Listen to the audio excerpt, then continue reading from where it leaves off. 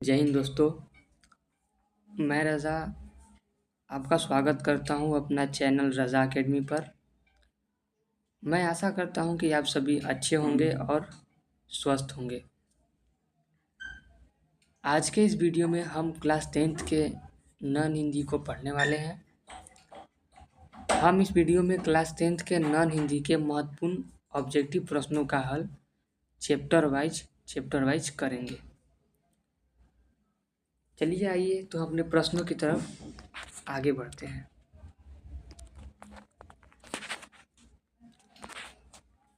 हमारा प्रश्न संख्या 1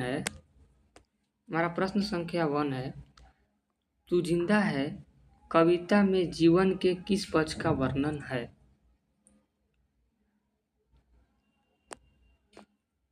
ऑप्शन ए निराशावादी, ऑप्शन बी आशावादी, ऑप्शन सी प्रेरणावादी, ऑप्शन डी कम्युनिस्ट। तो इस कविता में आशावादी पक्ष का वर्णन किया गया है। इसका सही जवाब होगा ऑप्शन बी। आगे बढ़ते हैं प्रश्न संख्या 2 की तरफ। कवि शंकर शैलेंद्र तू जिंदा है तो कविता में देशवासियों को क्यों संगठित होने की बात करते हैं? आखिर कवि शंकर शैलेंद्र देशवासियों को संगठित होने की बात क्यों करते हैं? इसका ऑप्शन ए होगा आज़ादी के लिए, ऑप्शन बी जुलूस निकालने के लिए, ऑप्शन सी धरती को स्वर्ग जैसा सुंदर बनाने के लिए, या ऑप्शन डी इनमें से कोई नहीं।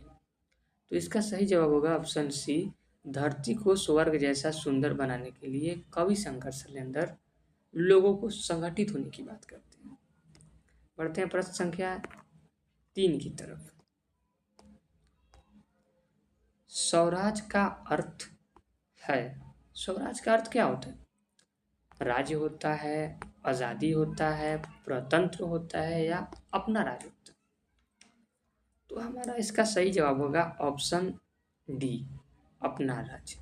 स्वराज का जो अर्थ होता है वह अपना राज्य होता है। बढ़ते हैं प्रश्न संख्या 5 की तरफ।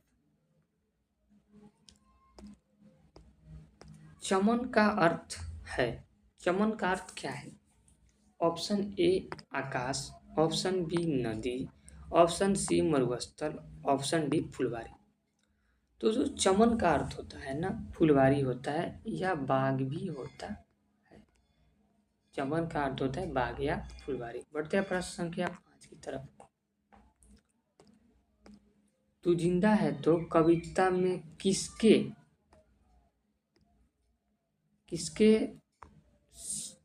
सर कुचलकर हम साथ चलेंगे? किसके सर कुचलकर हम साथ चलेंगे? इसका ऑप्शन ए है सुख का, ऑप्शन बी है दुख का, ऑप्शन सी है मुसीबत का, ऑप्शन डी है जमीन का। तो इसका सही जवाब होगा ऑप्शन बी दुख का। इस कविता में कवि कहते हैं ना कि हम दुख का सर कुचलकर साथ चलेंगे।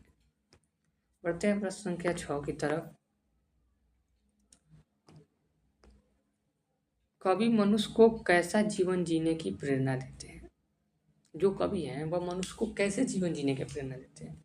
इसका ऑप्शन ए होगा हौसले और उत्साहपूर्ण, ऑप्शन बी दुख, ऑप्शन सी मौत से डर डर के, या ऑप्शन डी हंसी। जो कवि हैं वह मनुष्य को हौसले और उत्साहपूर्ण जीवन जीने का प्रेरणा देते हैं, जिसका ऑप्शन ए सही हो जाएगा। बढ़ते हैं प्रश्न संख्या 7 की तरफ। प्रश्न है तू जिंदा है तो कविता में जीवन का कैसा दृश्य प्रस्तुत है? जीवन का कैसा दृश्य प्रस्तुत है? तो कविता पढ़ेंगे तो हमें ये पता चलेगा कि ये जो कविता है इसमें गहरे जीवन राग का तो प्रस्तुत किया गया है, साथ ही उत्साह। तो इसका सही जवाब होगा ऑप्शन सी गहरे जीवन राग और उत्साह का दृश्य का प्रकट किया गया है। बढ़ते हैं प्रश्न संख्या 8 की तरफ। बुरी है आग की पेट बुरी है दिल के दाग, ये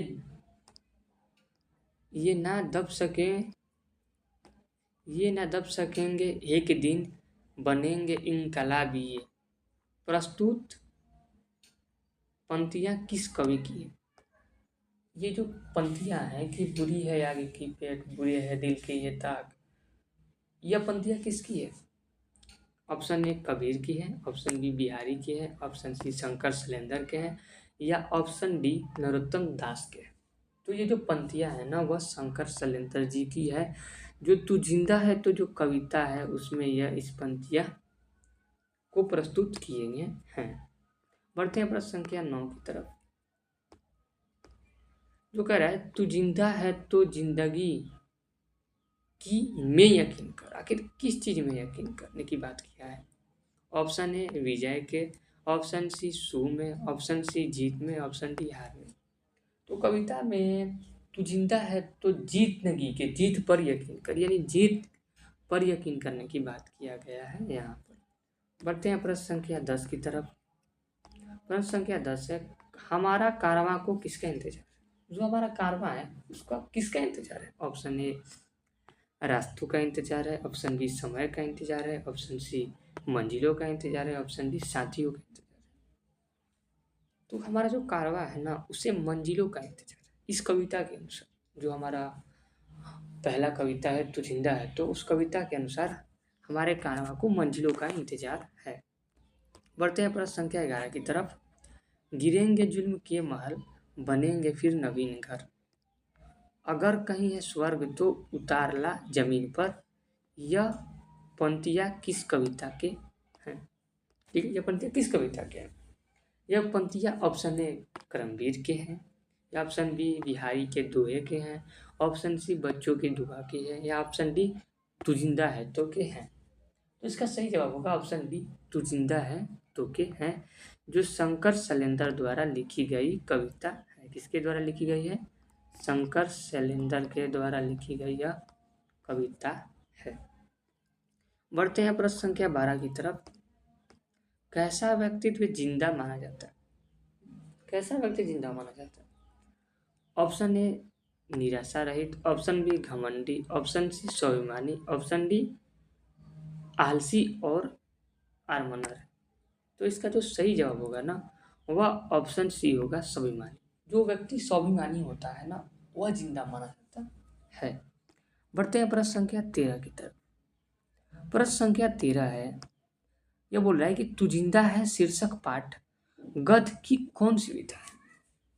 तो मैं आपको बताना चाहूँगा कि यह जो कविता है, यह जो है ना, यह एक गद्य की भी कौन सी विधा है? तो यह कविता है जो शंकर शैलेंद्र द्वारा लिखी गई है। बढ़ते हैं प्रश्न संख्या 14 की तरफ, जो है तू जिंदा है तो कविता के कवि हैं कौन है? बिहारी हैं, या शंकर शैलेंद्र हैं, या बिहारी दास हैं, या मोहम्मद इकबाल है। तो ये जो कविता है इसके कवि शंकर शैलेंद्र है। अगर आप इस प्रकार के क्लास का पीडीएफ लेना चाहते हैं तो व्हाट्सएप चैनल का लिंक डिस्क्रिप्शन में दिया हुआ है, आप उसे ज्वाइन करें और इस क्लास का पीडीएफ वहाँ से प्राप्त करें। हमारा प्रश्न संख्या 15 है, विनाश के बाद क्या होता है? तो विनाश के बाद क्या होता है? ऑप्शन ए नवनिर्माण होता है, ऑप्शन बी विध्वंस होता है, ऑप्शन सी निबंध होता है, ऑप्शन डी साक्षात्कार होता है। तो इसका जो सही जवाब होगा ना, वो ऑप्शन ए हो जाएगा, नवनिर्माण होता है। मैं आपको यह बताना चाहता हूँ कि इस चैनल पर क्लास 10 से संबंधित सभी प्रकार के स्टडी मटेरियल प्रोवाइड किया जाएगा। आगे इस प्रकार के वीडियो को देखने के लिए हमारे चैनल को सब्सक्राइब करें और अपने दोस्तों में शेयर करें अगर आपको ये वीडियो पसंद आए तो। धन्यवाद।